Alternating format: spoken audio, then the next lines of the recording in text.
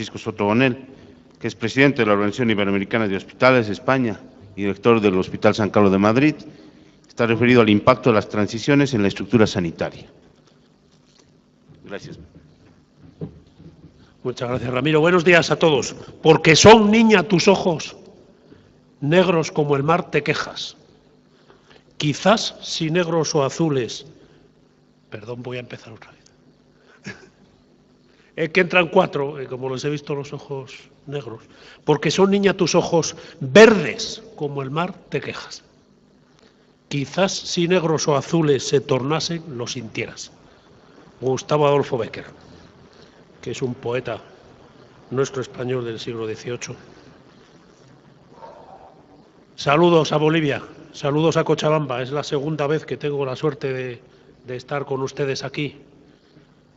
Primera me tocó algunos días más, ahora me toca un poquito tiempo con ustedes, pero estoy feliz porque he visto que este país evoluciona. Hace 7 años estuve yo y es al menos Cochabamba, que es lo que yo vi antes y he visto ahora, pues a mí me parece que está mucho mejor, mucho más tranquilo, mucho más animado. Gracias a la Asociación Boliviana de Hospitales,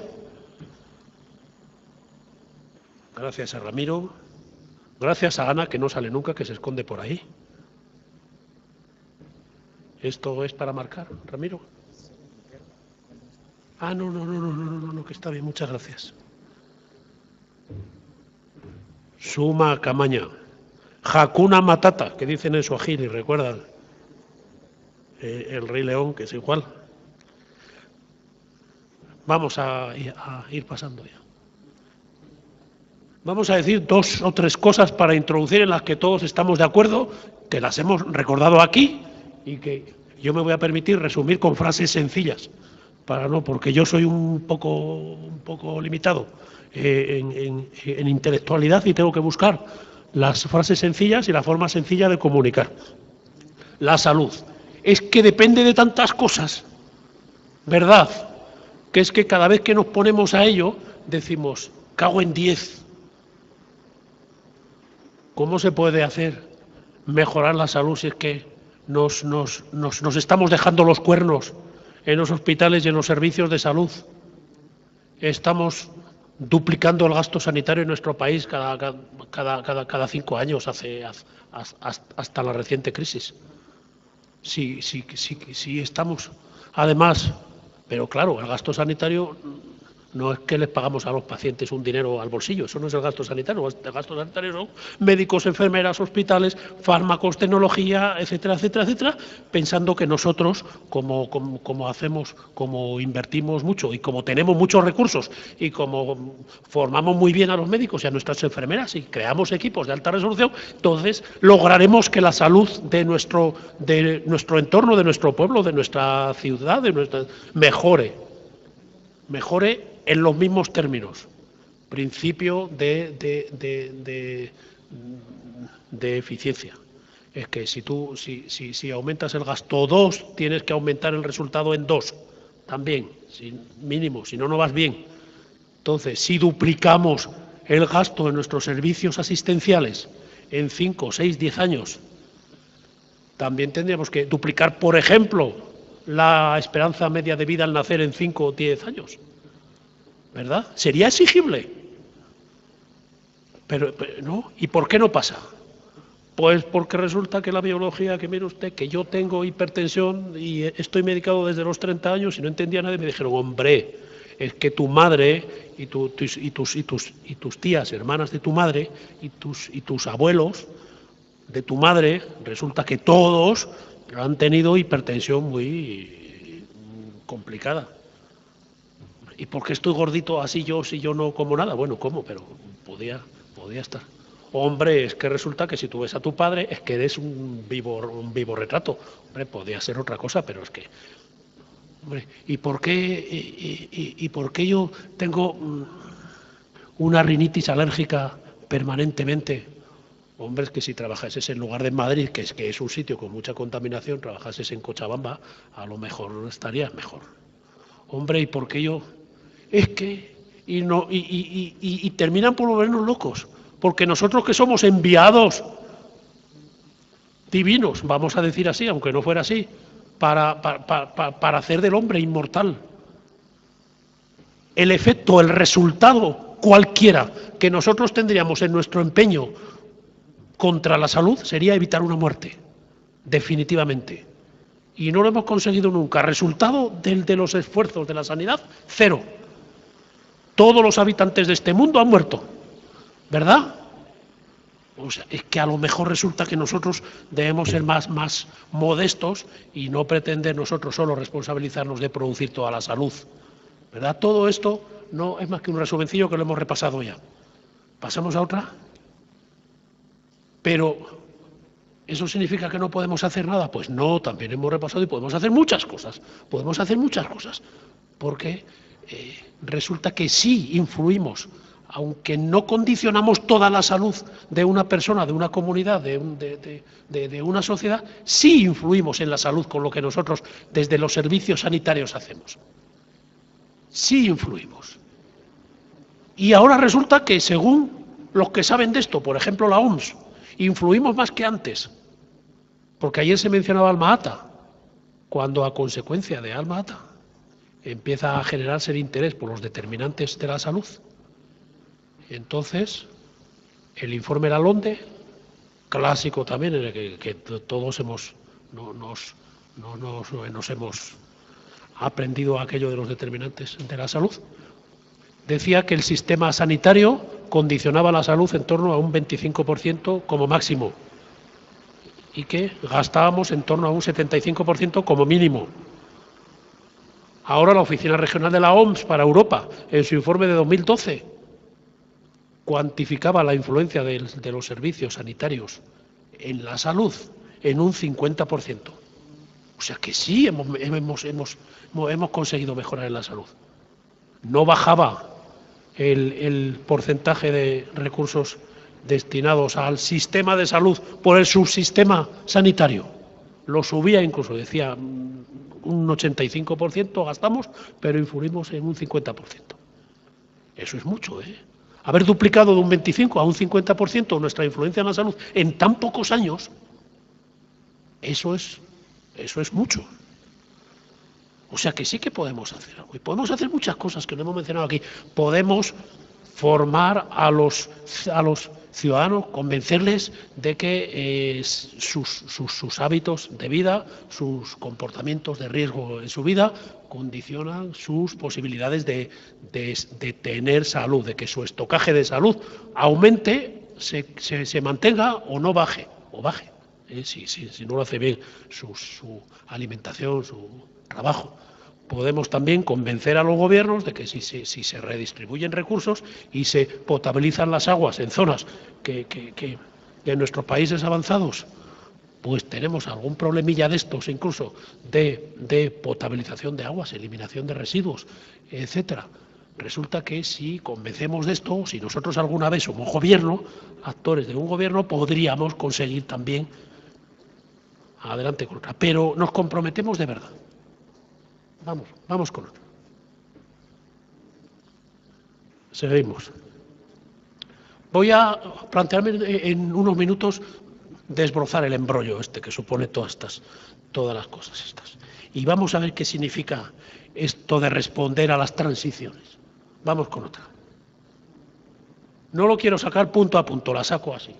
Eso que ven ustedes tan grande abajo es mi hospital, el Hospital Clínico San Carlos de Madrid, al que ustedes están invitados a acudir para visitarnos, no para atenderles por un infarto, ni por una caída, ni por estas cosas.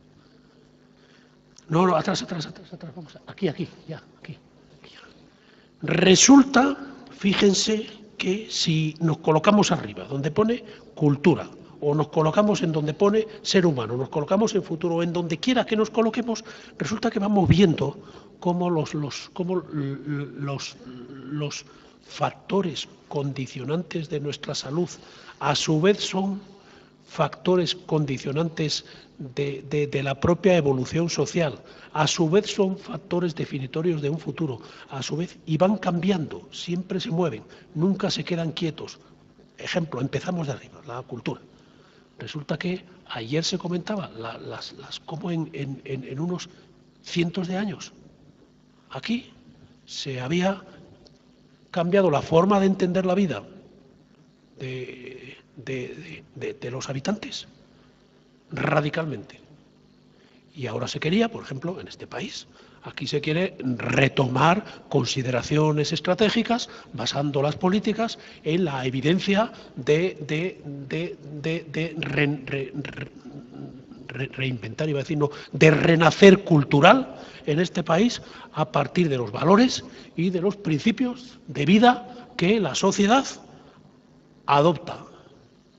Y puede ser que se haya producido un cambio gradual, lento, o que se haya producido un cambio distinto en distintas sociedades, pero hace 3 días o 4, en España, recibíamos como ejemplo también un informe de un organismo que nos analiza, que es el Centro de Investigaciones Sociológicas, organismo público del Gobierno del Estado, en el que decía que nuestros jóvenes, en los 6 años que llevamos de crisis económica, resulta que han cambiado sus valores y resulta que han cambiado su forma de ver la sociedad. Y nos orientaban hacia que no nos podemos empeñar en mantener una interpretación del papel del hombre en la sociedad española, en este caso, sí, como la que teníamos solo antes de la crisis hace 6 años.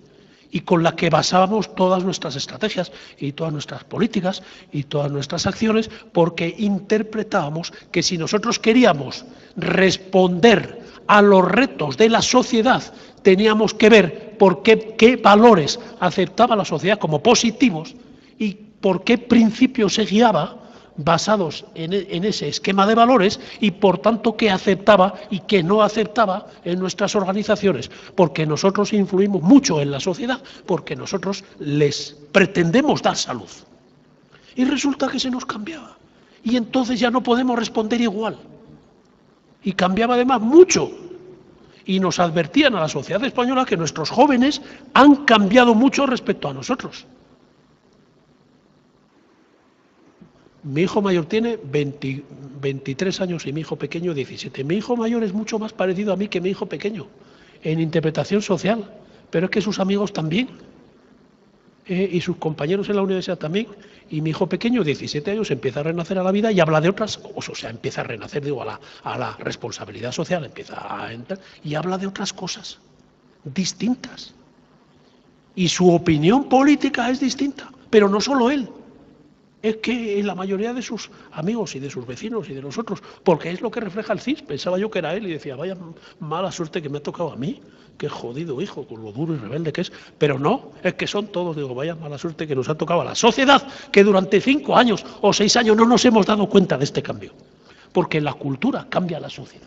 Y la sociedad nos va a aceptar o no nos va a aceptar nuestra prestación de servicios de forma distinta. Nosotros tenemos una enorme aceptación de nuestros servicios sanitarios cuando encuestamos a los que nos han disfrutado, entre comillas. Casi el 100% de nuestros ciudadanos que son encuestados aleatoriamente en decenas de miles que acuden a nuestros servicios en la Comunidad de Madrid están satisfechos o muy satisfechos.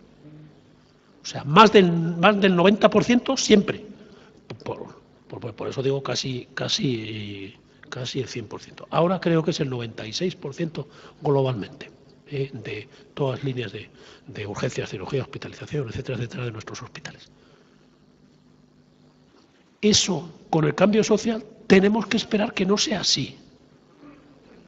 Porque esa es la respuesta de una sociedad que ha visto nacer los servicios sanitarios en España de forma moderna, ha visto construir hospitales, centros de salud, ver médicos en sus pueblos, que no había, ver acceso universal a la sanidad, que no había cuando yo era pequeño. Han visto estas cosas, han visto componer equipos, han visto afectar y han visto. Y dicen, qué bueno que es esto, qué logro social. Los jóvenes que nos vienen ahora, esto no lo han visto nacer.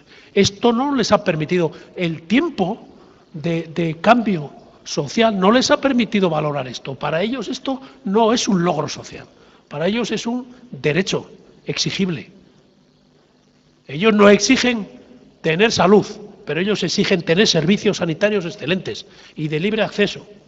Hemos logrado convencerles de que la salud en nuestro país al menos no se nos puede pedir a nosotros prestadores de servicios de salud como un derecho. Se nos puede porque es responsabilidad también de los ciudadanos. Hemos visto con sus comportamientos y con su actitud frente a la salud, o sea, se tendrá derecho a que se trabaje por su salud, eso entienden, pero no se tiene derecho a exigir a los gobiernos que les dé un estocaje de salud, sí de servicios sanitarios, con excelencia, con rigor, con ciencia y con generosidad. Pero resulta que estos jóvenes nuestros no han visto nacer los servicios y no lo valoran igual. Y son más exigentes en cuanto a la prestación y quieren cosas que no se nos había pasado por la cabeza hace 15 años. Pero ¿cómo le vamos a sentar a nuestros pacientes delante nuestra, que somos médicos, que nosotros entendemos? ¿Quién nos va a discutir a nosotros si el sacrosanto conocimiento de las ciencias de la vida y por tanto de la salud y las herramientas para mejorar la salud son nuestras, no de la sociedad? Y si la sociedad quiere que venga humildemente a pedírnoslas y que se siente delante nuestra y que no nos diga qué quiero que me haga, qué elijo con usted, señor doctor, que me haga, que obedezca. Porque nosotros tenemos una posición superior en nuestra relación médico-paciente que marca y condiciona todos los servicios restantes. Y resulta que de repente ahora tenemos que esa sociedad dice, pero usted, ¿ha fumado o qué? Usted me va a llamar ahí y usted me va a explicar en qué consiste todo lo que... Y nos exige que se lo expliquemos. Dice, no, pero no me lo explique con palabras ininteligibles, explíquemelo de forma clara. Dígamelo porque yo no le voy a autorizar a que usted me toque ni un pelo de mi cuerpo si no le firmo yo un documento que hemos dado en llamar consentimiento informado, pero usted me va a explicar todo. Bueno, y nos mantenemos bien porque hay viejitos, muchos viejitos, y cada vez más en nuestro país, y por tanto el 70% de los que nos vienen a los hospitales son muy viejitos, y por tanto aún vivimos de esto. Pero los otros, madre mía, cómo nos convulsionan. Y nos aumentan el número de reclamaciones porque no nos entiende. Y cuando vamos allí decimos, abuelo, y dice, ¿cómo abuelo? Ayer se decía, yo soy don Anselmo, tal, y me va. ¿Y qué me va a hacer? No sé cómo venga. ¿Cómo que cómo venga? Cuando me hospitalice usted aquí, mañana, ¿qué me va a hacer? Bueno, ya veremos, a ver, yo ya lo... ¿Cómo? Y con información portable, con acceso a su documentación clínica, con la propiedad de la información clínica no nuestra, sino del paciente, con distinción entre el paciente y el ciudadano, con derechos reconocidos al paciente, no a sus familiares, ni a sus amigos, ni a sus... salvo que sea menor de edad o esté incapacitado por alguna cosa. Y tenemos que responder a este cambio en la sociedad también, porque el cambio en la sociedad nos está generando un nuevo, entre comillas, ser humano. Un ser humano distinto, que acepta responsabilidades en el desarrollo de su sociedad, pero que quiere compartir también las decisiones en el desarrollo de esa sociedad. Un ser humano que no es tanto democrático como participativo, que no se conforma con poner un voto, sino que quiere formar parte de la, digamos, entre comillas también, de la élite decisora, que a nosotros se nos ve como élite decisora en lo que afecte a su salud. Una sociedad, un ser humano que se organiza para configurar su sociedad en grupos y que pelea o se defiende o promociona en grupos. En su familia, hablábamos ayer, en su comunidad, en su peña de amigos, en su sociedad científica, si es profesional también, en su asociación de pacientes, en su asociación de vecinos, en su club deportivo, y ahí configura sus posibilidades como ser humano. Y por tanto, el ser humano y la actitud que afronta frente a nosotros puede condicionar su salud también, porque él se ha dado cuenta que como es responsable de su salud, puede también afectar a su salud positiva o negativamente. Y ya no le podremos prohibir, ejemplo, usted no beba vino.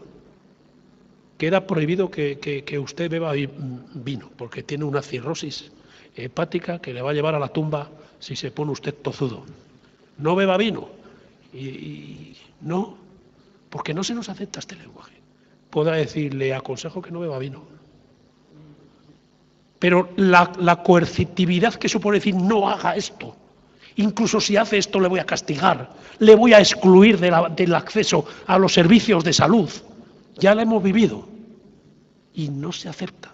Nosotros no la hemos vivido, la hemos observado, ejemplo en el Reino Unido. Y la sociedad no lo acepta y nos castigan, por lógico, porque nosotros somos representantes de la sociedad para ayudarles a mejorar su salud. Porque si no mejoran su salud, no tienen futuro. Una sociedad que no cuida su salud no tiene futuro, porque la salud es potencial de aportar a la sociedad vida. Y la salud se justifica porque aporta vida. Y aportar vida es aportar futuro, es aportar mundo. El mundo se acabaría si no tuviera futuro porque no hubiera vida. Y la vida sería más difícil sin salud.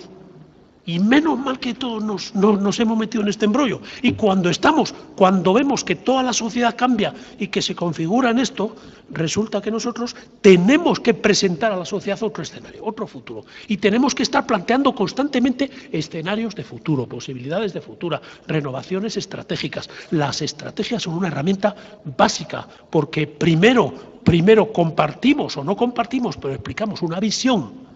Hacemos esfuerzos para compartir esa visión, por tanto, el futuro, aceptamos un futuro y nos comprometemos a un trabajo en ese futuro y después resulta que no podemos terminar ahí nuestro compromiso. Tenemos que decir, ¿y cómo vamos a llegar a ese futuro?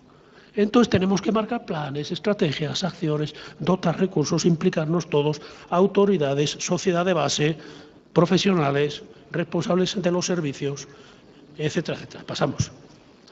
¿Qué es lo más relevante que nos hemos encontrado cuando hemos diseñado el siglo XXI? Ahora, ¿qué? Fíjense que hasta la OMS cambió el discurso. Salud para todos en el año 2000, como si eso fuese una cosa. Y llegó el año 2000 y quiso orientar una nueva estrategia y puso... empezó a marcar etapas. Estado de salud en los diferentes, en la región americana, la OPS lanzó escenarios para 2012, para 2020, para 2000, y sigue lanzando escenarios. ¿Por qué? Porque esto es muy relevante. Mejorar la sanidad no es mejorar la salud.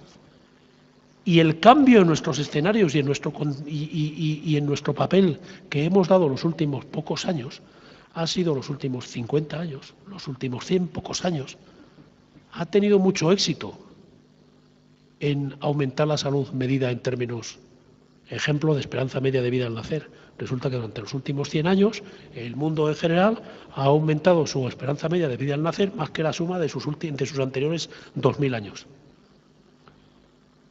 O sea, hemos tenido éxito en esto. Una parte de la clave de esto ha sido conseguir entender eso que decíamos al principio, que conseguir una mejor sanidad no tiene por qué, sí que afecta, pero no tiene por qué tener una relación directa con conseguir una mejor salud. La misma sanidad se tiene o la misma sanidad se ofrece a los ciudadanos en la ciudad de Madrid y no se tiene la misma esperanza de vida en unos barrios que en otros. De la ciudad de Madrid, que es una ciudad manejable, menos que México DF, de grande, etcétera, etcétera.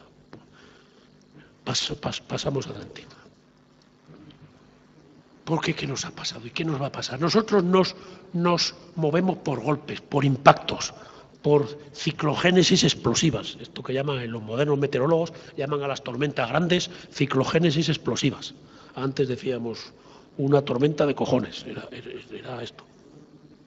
Entonces empieza por unas nubes que se van poniendo más negras y cuando unas nubes, de repente hay un relámpago, un trueno, un instante después, entonces empieza a llover por allí y vemos cómo se coloca una pantalla allí, ¿verdad? Como de lluvia, entonces al cabo de poco rato te llueve a ti, te cae un tormentón impresionante encima, a lo mejor te cae hasta trozos de hielo que te caen encima también y te hacen incluso heridas, te vas corriendo, a lo mejor te inunda la casa, etc. Y después, cuando pasa esto, entonces analizas y dices, Dios, cómo me ha pillado a mí, pero ¿qué habré hecho mal? Que me ha roto las persianas de mi casa, que me ha inundado esto, que me ha derribado el tejado, que me ha destrozado en las cosechas de mi huerto o de mi campo o de mis terrenos, y toda la sociedad empieza a limpiar aquello. Si hay inundaciones empiezan a salir, a quitar el barro de las casas, de las calles, etcétera, etcétera, etcétera, etcétera, y después generalmente no hacemos nada, solo esperar a la siguiente. Pero cuando es muy gorda y cuando produce desastres, sí que pensamos qué hacer. Y otra vez aparece una palabra, vamos adelante, compromiso. Y los golpes a la conciencia son una ciclogénesis explosiva en nuestro trabajo y nos genera la necesidad de articular estrategias de respuesta a lo que está pasando. Pasamos. Este es el meollo de esta interpretación, de esta aportación mía al debate. ¿En qué consiste nuestro compromiso? ¿Qué se nos pide que hagamos nosotros como respuesta a las transiciones de nuestra sociedad? Aquí ven que ya no he puesto flechitas, ya no se condicionan unos a otros. Voy a verlos aparte. Se nos pide trabajo. Se nos pide que respondamos dando ejemplo de que nosotros nos dedicamos a esto. Y esto tiene al menos 5 cosas que yo les quiero recordar. Nuestros trabajos presumimos de que son vocacionales. Si no, no nos dedicaríamos a trabajar con la enfermedad y con las miserias humanas. Y nosotros además pasamos fuertes restricciones al acceso a nuestra formación como médicos, como enfermeras, como fisioterapeutas, como matronas, pasamos fuertes accesos, porque la sociedad nos pide que estemos muy bien formados. Por tanto, entramos a formarnos en las universidades siendo la élite de los chavales y de las chavalas que han pasado por los institutos o por el sistema educativo anterior de grado primario y de grado medio. Porque tenemos unos accesos a la universidad muy restrictivos en cuanto a ninguna facultad de medicina forma 3.000 alumnos de medicina cada año, porque la formación en medicina es muy detallista, se basa mucho en la práctica, hay que buscar hospitales, es muy cara, etcétera, y por eso limitan y por tanto eligen a los mejores solo. Además, son profesiones muy reconocidas por la sociedad. Cualquier encuesta social, ¿qué profesión valora más usted? Sale entre los 2 primeros o los 3 primeros de cualquier país, de cualquier sistema del mundo, los médicos. Los médicos son la profesión más valorada en el mundo, ahora mismo.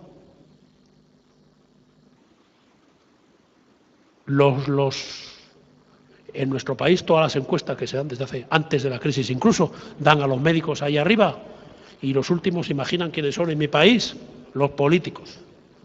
Entre los médicos y los políticos hay una serie. Fíjense, los médicos que prestamos servicios asistenciales en su gran mayoría en el mundo, o sea, gran mayoría, digo, más del 70% globalmente en el mundo, suministrados bajo la dirección de los rectores públicos, por tanto, elegidos entre los políticos. Yo no digo, cada país es distinto, pero en cierto modo siendo totalmente representativos de la sociedad que les deja de una manera o de otra, con más o menos participación democrática, el poder. Entonces resulta que la propia sociedad le valora a los últimos y a los médicos los primeros. Eso tiene una exigencia de respuesta importante, porque eso es un estímulo para nosotros. Tercera cosa, El trabajo supone un estímulo en nuestros hospitales, en nuestros centros de salud. Pero como supone un estímulo y como es vocacional y como tenemos este grado de respeto y de cariño de la sociedad, también es estresante. Hay que responder. Además hay que responder muchas veces en situaciones límites, vida o muerte, intervengo o no intervengo, hago algo o no, digo algo. Y fíjense que de unos años a esta parte hay un aviso en este trabajo que nos ha marcado mucho en nuestras estrategias y en nuestra consideración y en nuestro empeño, que es la feminización de nuestros cuerpos profesionales. Eso nos ha condicionado mucho en la forma de hacer. Porque las prioridades que nos planteamos en la vida, en general, los hombres y las mujeres, son distintas. ¿Qué es lo más importante en tu vida? Nosotros no decimos los hijos, las mujeres sí, ¿verdad? Y si no es lo más importante en nuestra vida los hijos, nosotros no nos ocupamos, mayoritariamente digo, siempre hay. Yo soy honrosa excepción. No. A ver, mayoritariamente, es decir, este mundo está configurado para que el hombre trabaje mucho y nosotros trabajamos mucho, no nos importa. Fíjense, el 70% de nuestro personal en nuestro hospital, casi el 80%, son mujeres. El 80% del equipo directivo son hombres. En cualquier escala que se mire, equipo directivo del hospital y equipos directivos de los servicios y equipos directivos de los... ¿Por qué? Porque dedicamos más esfuerzos a la profesión, al estudio, al perfeccionamiento, al trabajo, a la lucha en la sociedad, etcétera, etcétera. Y a las mujeres, tú no les digas a las mujeres cuando se incorporan al equipo directivo, pero vas a renunciar a muchas cosas en tu vida. Vas a tener que venir aquí 12 horas de aquí permanentemente, fines de semana vamos a irnos a revisar por ahí. El acceso a la política ha sido igual hasta ahora. Los políticos han sido mayoritariamente hombres porque se han dedicado mucho más a salir fuera, a confrontar a la sociedad, a buscar fines de semana, etcétera, etcétera.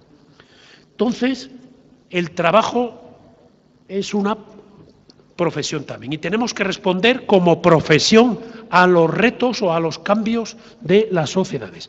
Y eso significa 7 cosas a mi modo de ver. Primero, tenemos una ética profesional. Los valores que marcan o que definen la ética de una profesión son corpus sagrado de esa profesión. Es lo que la profesión no discute nunca. Se discute comportamientos adecuados a la ética profesional o no, pero para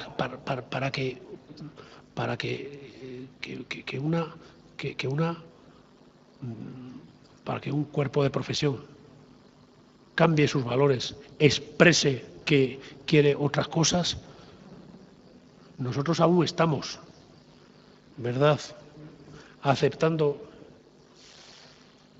una ética desde los romanos, no desde antes, desde los griegos, desde Hipócrates, ¿verdad? Juramento hipocrático hacemos nosotros, los médicos. Y yo no soy médico, yo soy economista, pero llevo dirigiendo hospitales casi 30 años menos 2 meses.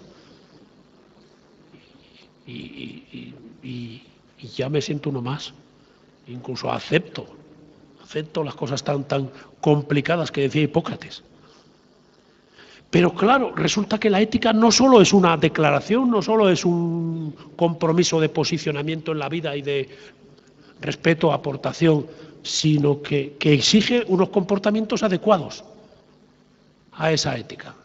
Y eso se nos tiene que exigir también, no solo por la profesión, sino por la sociedad. Y no solo por la sociedad, que son ciudadanos que pueden estar o no enfermos, sino por los pacientes, que son una parte de la sociedad que también se decía, desde que cambian en su forma de vernos cuando resulta que les diagnosticamos una enfermedad. Cambian radicalmente. y nos exigen un comportamiento ético, como profesionales que somos. Y los comportamientos se regulan por reglas. Nosotros aceptamos normas de funcionamiento, protocolizamos mucho, procedimentamos mucho, escribimos guías clínicas, definimos vías con las guías, con los protocolos, con los funcionamientos, con las etcétera, etcétera. Porque, claro, porque nos movemos en campos tan delicados que parten de la ética, que preferimos tenerlo claro siempre, preferimos alcanzar consensos, preferimos escribirlos y preferimos que estos escritos supongan reglas. Pero mejoramos constantemente como profesionales que somos porque aceptamos una cosa que no se tiene por qué presuponer, que es que queremos y trabajamos para aumentar nuestro conocimiento en nuestra profesión y volcamos el conocimiento al campo de nuestra profesión. Eso que se dice, no, eso lo hacen todos. ¿Por qué se tiene por qué presuponer eso? Eso parte de la voluntad y, por tanto, de la aceptación de la propia profesión. Yo que soy el emperador de mi hospital, que puedo hacer todo, que puedo mandar todo, que puedo obligar a todo, que puedo exigir a todo. Yo soy como Adriano, que decía Marguerite Yourcenar, escritora francesa, en el libro Memorias de Adriano, el emperador Adriano, que cuando se puso enfermo y le llevaron a un médico, lo primero que dijo el médico fue desnúdese. Y dijo, ¿cómo? Que yo soy el emperador. El emperador no se desnuda delante de nadie. Desnúdese. Y el emperador se desnudó. Y cuando terminó, él le dijo, de todas maneras, el emperador no es nadie frente a un médico. Pues yo, con esa conciencia, yo no puedo obligar a los profesionales sanitarios a que vuelquen su conocimiento ahí. Yo les puedo pagar un salario, incluso unos incentivos, pero si no quieren, no lo vuelcan, porque es profesional, dueño de sus decisiones, enmarcadas en una ética y responsables de lo que ocurra con su hacer profesional. Ocasionalmente podrán mirarme a mí y decir, eres un cabrón, gerente, porque nos has hecho operar con un bisturí que se nos rompe cada 3 minutos. Pero ellos podrán decidir, y lo hacen, con este bisturí no opero. Se suspende esta intervención quirúrgica. Claro, y yo no puedo decir nada porque es verdad. Resulta que el prestigio que las profesiones sanitarias tienen, fundamentalmente los médicos, vienen de esto, de aceptar una ética, unos comportamientos, de aceptar voluntariamente esto. Y el prestigio se cultiva, se trabaja. El prestigio es un incentivo a la mejora en la profesión. Sobre todo el prestigio entre pares, entre sus propios compañeros de profesión. Es muy importante para los médicos ser elegido representante de su especialidad en un consejo de especialidades que llame el gobierno para hablar de algo. Es muy importante formar parte de la élite de su profesión en cualquier aspecto, en las academias de medicina o en las universidades, el reconocimiento en la universidad. Es muy importante llegar a catedrático para un profesor universitario y para un médico. Claro, porque es un profesional y vive de esto, no de los dineros que le demos, que es importante también, pero que es un incentivo extrínseco, no intrínseco. Y por tanto, cualquier profesional busca el reconocimiento y nosotros tenemos que estar dando constantemente reconocimiento a nuestros profesionales, porque es verdad, porque nuestro éxito como sistema sanitario parte de que uno se considere, además de trabajador, profesional. Y, en tercer lugar, tendremos que responder adecuadamente, generando, como aquí se está haciendo, integrándonos, generando redes integradas de servicios de salud, como le llama la OPS, ¿verdad? Esto supone una vuelta a la consideración del hombre como centro de nuestro actuar, como dice el profesor La Roca, dijo en su intervención inicial en la inauguración. Esto supone una vuelta al hombre, esto supone la consideración de que solos no podemos abordar la complejidad de la enfermedad. Que la enfermedad tiene síntomas o no tiene síntomas, pero la enfermedad afecta al hombre. Que cuando tiene síntomas nosotros entramos. y que además entramos en una consideración de parcela.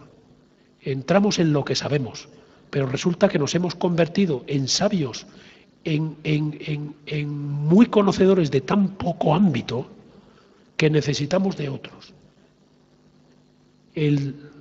Ya no hay un traumatólogo que haga todo. El que hace columna no sabe hacer cadera.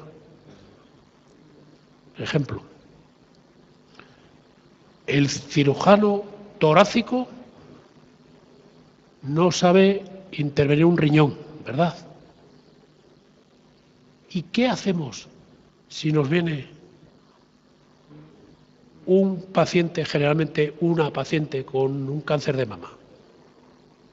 Yo a esto le decía siempre una, hasta que me dijeron no, que también un cáncer de mama pequeñito puede afectar a los hombres en porcentaje. Bueno, por eso digo una paciente u ocasionalmente un paciente con un cáncer de mama. ¿Quién desde la óptica anterior que tiene un médico para que le vea y le cure, quién le cura y quién le ve? ¿El oncólogo? ¿Cuál oncólogo? ¿El del colorectal? ¿El del esófago? ¿El de la mama? Sí, el de la mama, porque es distinto.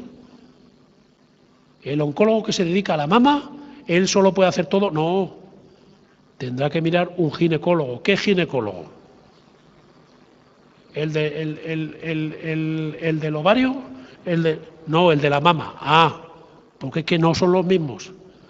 Pero tiene que tener como mínimo un oncólogo con un ginecólogo. Y luego pudiese ser que el ginecólogo precisase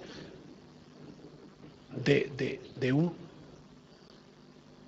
internista o de un digestivo, pero como mínimo precisará de un radioterapeuta, probablemente de un médico nuclear para mirarle el ganglio centinela y para hacerle intervención in situ, de un radiólogo para hacerle el TAC, de un anatomopatólogo para mirar el diagnóstico de la pieza, de un médico de atención primaria que le siga después en su casa.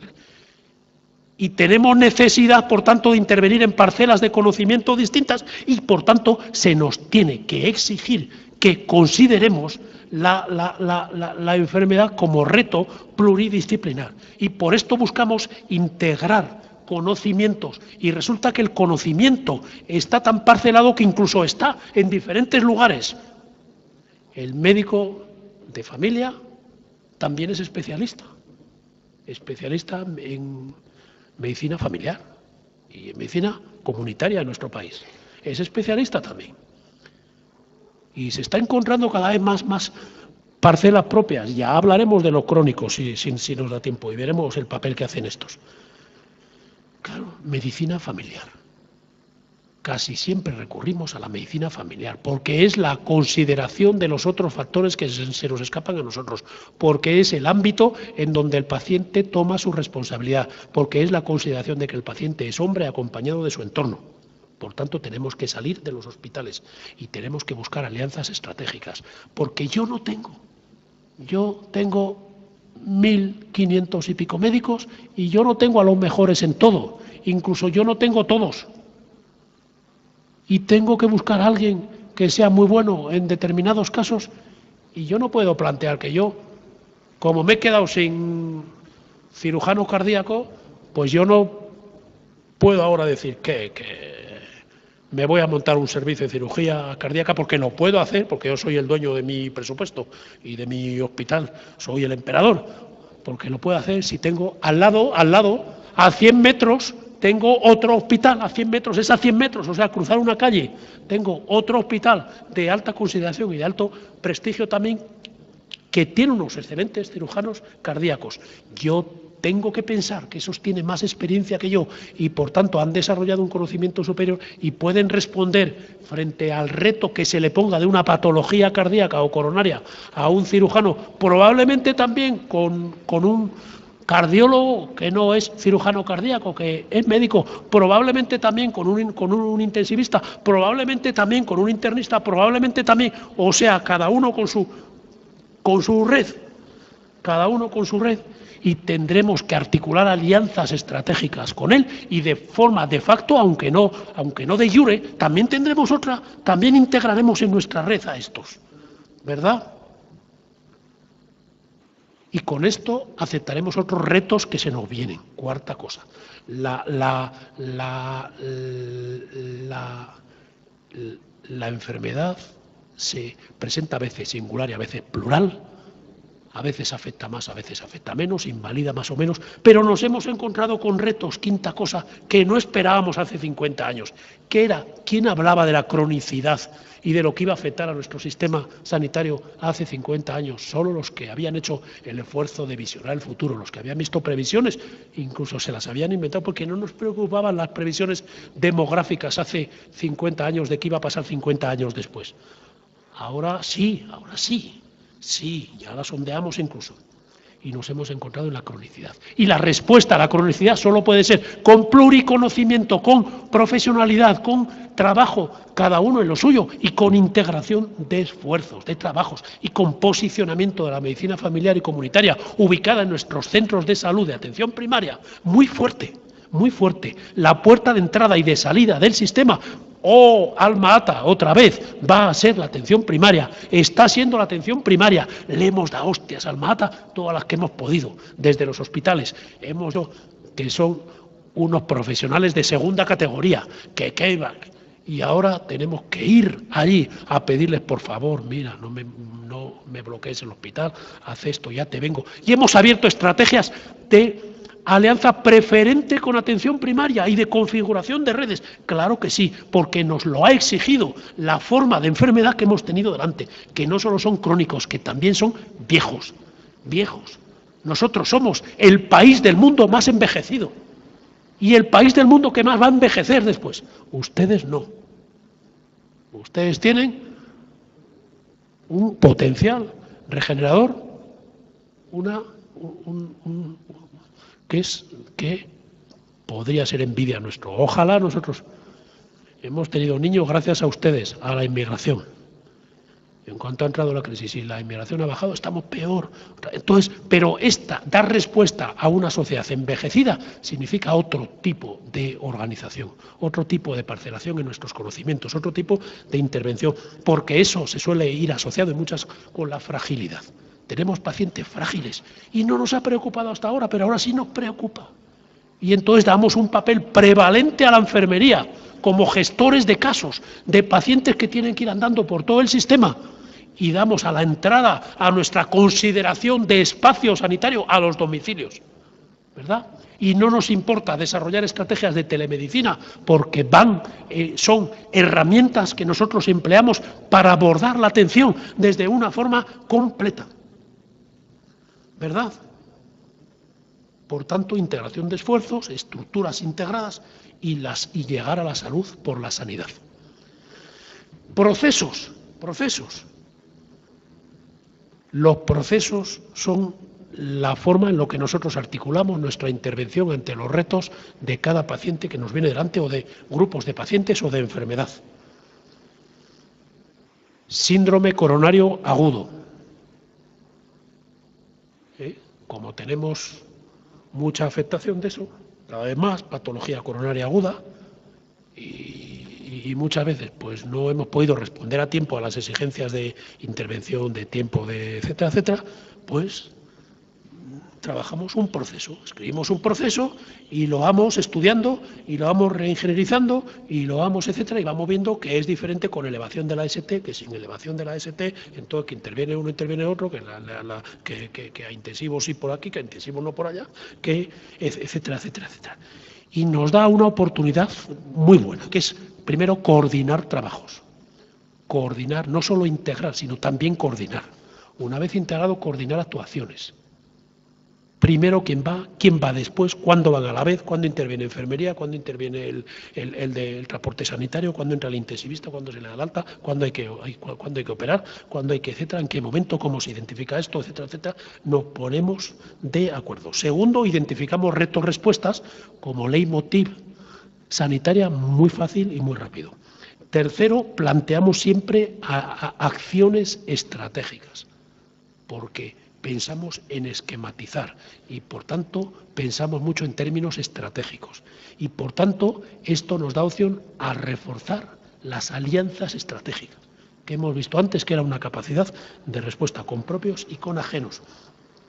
Segundo, nos centramos en aquello más prevalente y utilizamos esquemas de evaluación, evaluación de efectos, evaluación de acción-reacción, evaluación de costes, efectos, por tanto, evaluación de actuaciones sanitarias, evaluación de procesos completos.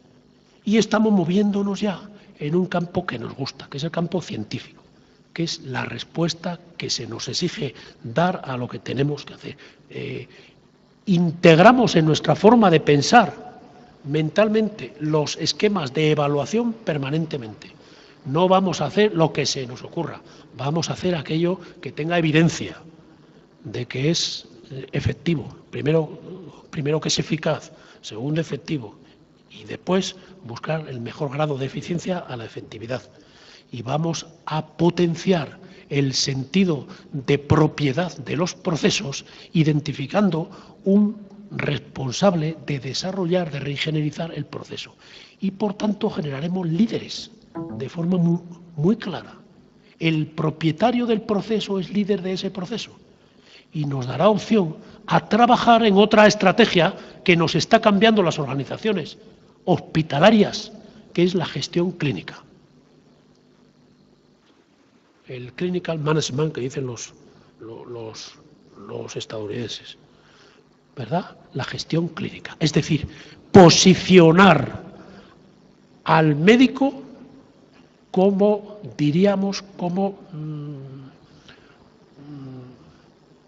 sí, propietario de sus actos, dueño de sus recursos y por tanto capacitado para gestionar todo lo que tenga necesidad de gestionar a lo largo de su intervención, abordando su trabajo. Es decir, que los médicos ejerzan como si fuesen directores gerentes del hospital en su ámbito de trabajo y decidan con quién se trabaja, cuándo se trabaja, con qué recursos, con qué inversiones, cómo se aborda esa patología, quién interviene en ese proceso, qué se va a reingenierizar, que convirtamos de facto los hospitales en una especie de policlínicas desde las que partimos hace 80 o 90 años, volvamos a eso, desde la consideración de que los propietarios de los procesos son los decisores de qué se hace frente a la patología y por tanto son autónomos, son dioses en su forma de comportarse. Y los emperadores tenemos que retirarnos y decir, yo me voy a dedicar a lo que me tengo que dedicar, que es a que el hospital se abra a tiempo, a que lo que me pida los gestores clínicos esté a tiempo y en condiciones, a que tengamos mantenido perfectamente el equipamiento, a que esté limpio, a que el paciente esté en el quirófano a la hora que me digan, a que se limpie en tiempo mínimo de un quirófano al otro, a que las garantías de asepsia estén, a que se lleven a cabo medidas de protección, seguridad de los pacientes, etcétera, etcétera, etcétera. Y a que si se nos solicita articulemos todos los medios del hospital para que se acrediten servicios, procesos, para que se certifiquen, para que etcétera, etcétera, etcétera. Y demos curso a la información. No puede ser que desde el discurso de la gestión clínica lo que los directores generales, gestores, queramos sea librarnos del marrón que supone la responsabilidad de lo que pueda pasar en la atención sanitaria a un paciente en el hospital, continuando mandando nosotros y decidiendo nosotros con otro discurso. No, eso no. Los más resistentes a este cambio somos nosotros, los componentes de los equipos directivos. Y da pena. Y por último, potencia también el trabajo en seguridad del paciente. Vamos a equipos. Cuando hemos trabajado en equipos, hemos identificado un líder, tenemos muy fácil compartir, muy fácil. Y los equipos posibilitan compartir. La generación de equipos se basa en la voluntad de compartir y en la estrategia de consenso. No se puede hacer lo que se decida en una asamblea o en una comisión clínica ante un caso. Eso sirve para reforzar sí, el conocimiento y la capacidad de respuesta de quien tiene al paciente delante, pero no se le puede pasar la responsabilidad al comité de tumores, ejemplo, o a la comisión de infecciones, o de mortalidad. No, pero esto, compartir, consensuar, esto refuerza el liderazgo que hemos originado en la otra forma y precisa y hace fácil integrar nuevas profesiones. Nos preocupa mucho integrar en nuestro sistema nuevas profesiones. Ayer se discutía. No puede ser que profesionales que están, ayer se hablaba de algunos, parteras, profesionales de los partos, cobren o no cobren, que estén por allí, y nosotros tenemos otras que son las matronas, que son también lo mismo, profesionales de los partos, integradas en nuestras estructuras. Pues que si hay que integrar, se integran nuevas profesiones, porque los retos de las enfermedades son muy complicados y exigen de nuevos conceptos. Y acabamos nosotros de integrar en nuestra estructura psicooncólogos, que es profesión nueva, que no son psicólogos, que provienen de la psicología, pero tienen un título propio, psicooncólogos. Pues mentalidad abierta que parte de la consideración de profesional, integrado, responsable, etcétera, etcétera. Calidad. La calidad se acepta como forma de trabajo, como leitmotiv, o no se acepta. Se acepta más fácil cuando se comparte todo lo demás que hemos visto antes.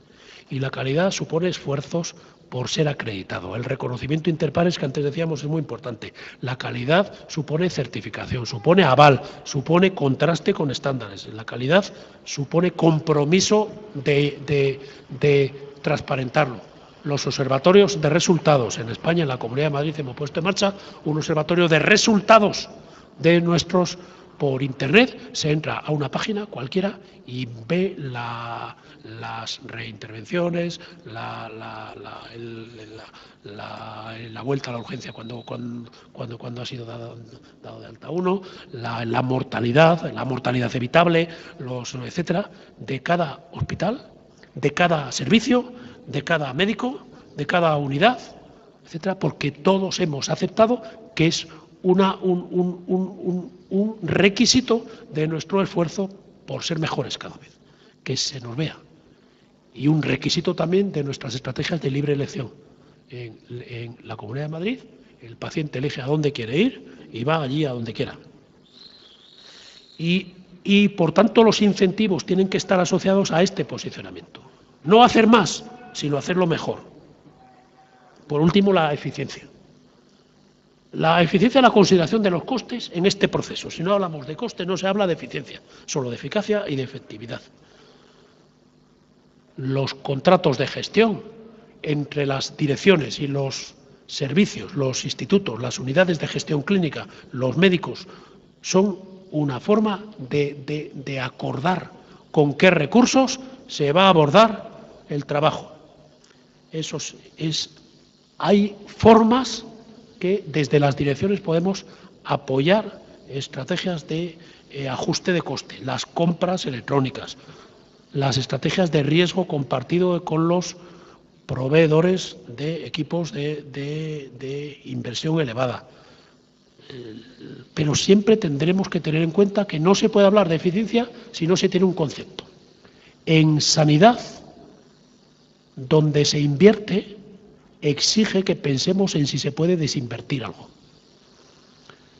Es decir, los factores productivos pueden ser sustituidos por otros, pero si se sustituyen a la búsqueda de más eficacia o de más efectividad, tenemos que pensar si puede sustituir a otros factores y se pueden quitar del proceso esos pasos. Si se decide que un diagnóstico se hace directamente por una resonancia, a lo mejor podríamos plantear que en determinados casos no sería necesario hacer una placa de huesos, ejemplo. pero tendríamos que estar con ese pensamiento siempre. La inversión, desinversión, la innovación. En nuestros hospitales estamos creando unidades de innovación como vectores del pensamiento nuevo. Innovar no es tener el cacharrito más actual, lo más nuevo, lo más snob. No.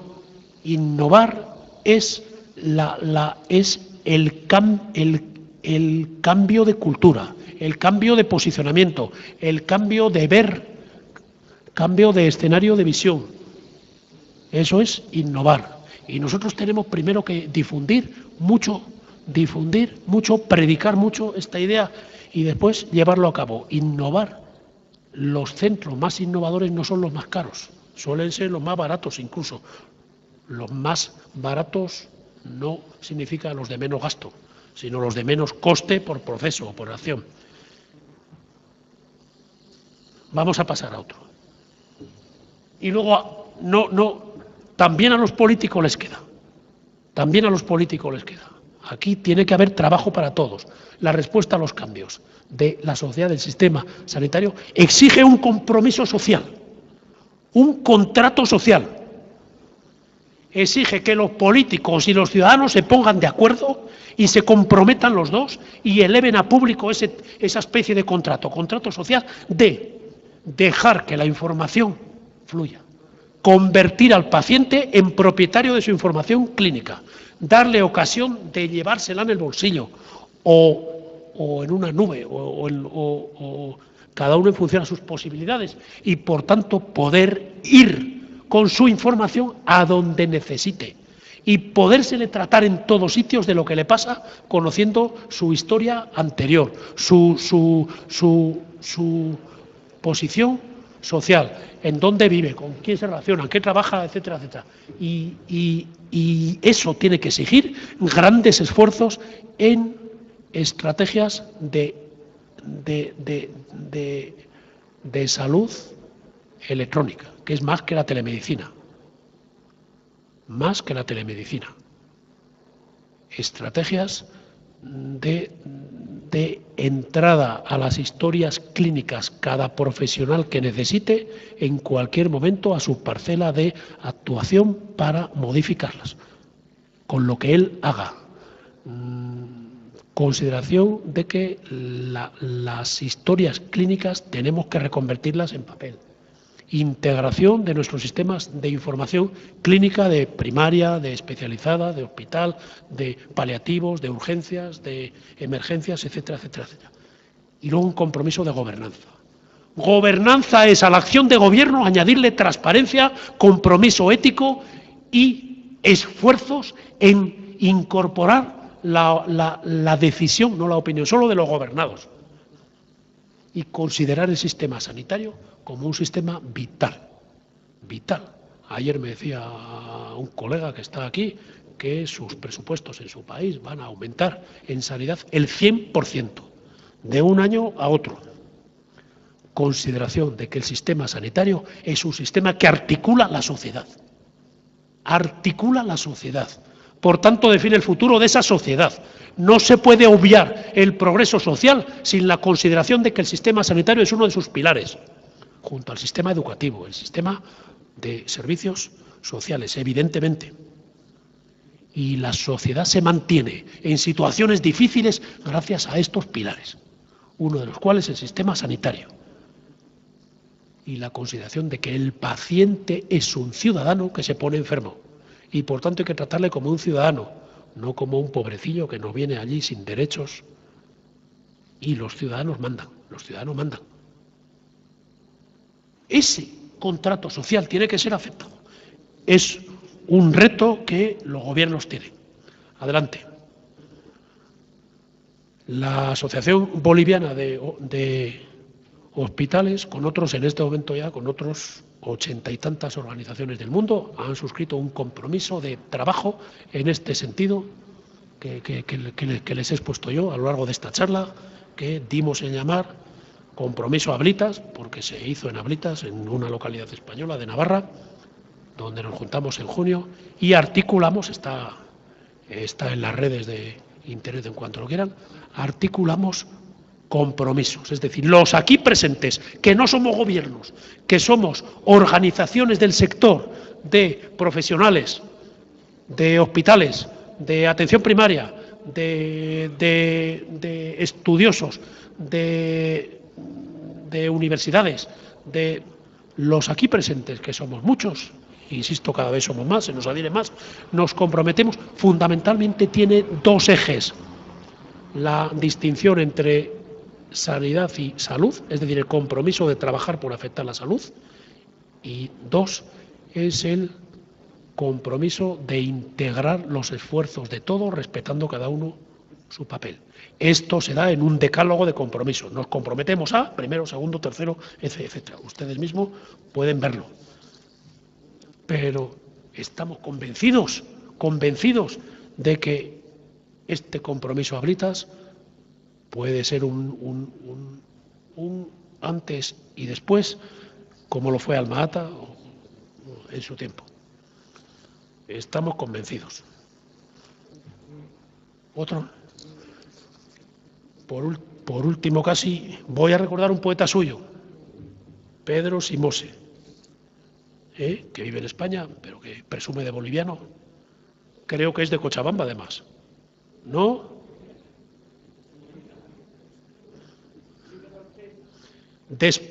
Nada urgente. Después de 3 cafés, me sobran las alquimias. Curado del estrés, supero lipotimias.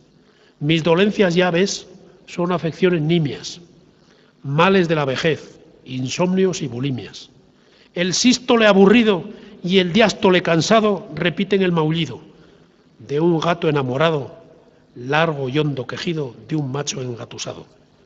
Una actitud ante la enfermedad, ante la vida, un ejemplo.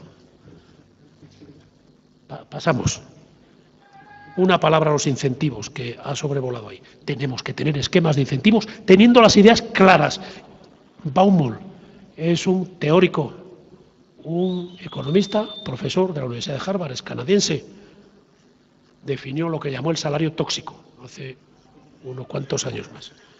Dice, en las profesiones liberales que pueden marcar sus propias normas de funcionamiento en las estructuras, ejemplo, y pone primer ejemplo en los médicos, dice, cobrar más no tiene garantía de que la empresa produzca más. Tenemos que buscar incentivos intrínsecos, tenemos que buscar aquello que motive, no es más que el reflejo de las teorías anteriores de la motivación. Tenemos que buscar aquello que refuerce la trascendencia en el trabajo de los profesionales. Y nosotros somos trascendentes porque nosotros somos responsables y, por tanto, favorecedores de la vida. Como decía otro escritor, eso coloca al médico cerca de Dios, o de quien sea, como él decía, de 1, de 5, coloca ante su propia consideración su papel trascendente como prolongador de la vida, generador de ilusiones en la vida, oportunidades de que uno se sienta importante por haber conseguido la sonrisa de un paciente y por haber conseguido las lágrimas de la madre de un niño que retorna a la vida, o por haber conseguido que uno vuelva a su trabajo activo, normal, siendo persona activa, después de estar absolutamente desahuciado. Y eso lo pueden hacer ustedes, los profesionales sanitarios. No lo podemos hacer los economistas, que lo que nos distinguiremos será por ajustarles el tipo de moneda, quitarles oportunidades de mejorar y cosas parecidas. Fíjense ustedes, pasamos, que es la última ya. Invictus es un poema de William Ernest Halley, como ustedes saben, que vivió de 1849 a 1903. Este hombre estaba enfermo de tuberculosis y le amputaron una pierna. Y escribió este poema en la cama de un hospital. Lo escribió a los 26 años. Falleció a los 54 años. Y decía, desde la noche que sobre mí se cierne, negra como su insondable abismo, agradezco a los dioses, si existen, por mi alma invicta. Caído en las garras de la circunstancia, nadie me vio llorar ni pestañear. Bajo los golpes del destino, mi cabeza ensangrentada sigue erguida. Más allá de este lugar de lágrimas e ira, yacen los horrores de la sombra. Pero la amenaza de los años me encuentra y me encontrará sin miedo. No importa cuán estrecho sea el camino, cuán cargada de castigo la sentencia. Soy el amo de mi destino, soy el capitán de mi alma. Mandela hizo famoso este poema. Nelson Mandela, cuando leyó estos versos en el entierro de su hijo, muerto de SIDA en 2005. Muchas gracias.